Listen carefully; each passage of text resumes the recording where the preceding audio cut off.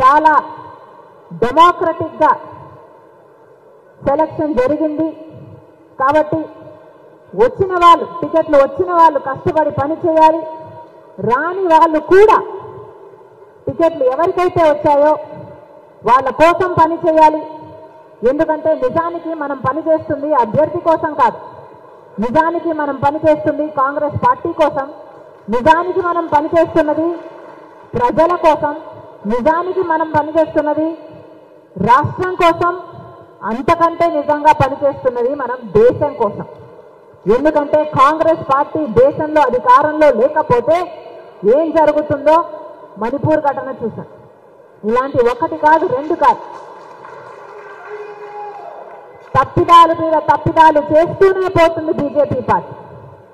కాబట్టే ఈరోజు కాంగ్రెస్ పార్టీ వైపు చూస్తున్నారు జనాలు.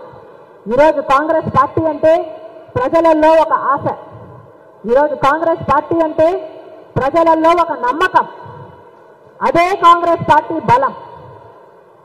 కాబట్టి ఈ ఎన్నికలలో ఏ ఒక్కరైనా కాంగ్రెస్ పార్టీ కోసం పని చేయకపోయినా, కాంగ్రెస్ పార్టీ గెలుపు కోసం పని చేయకపోయినా నిజానికి చరిత్రహీనులుగా మిగిలిపోతారు.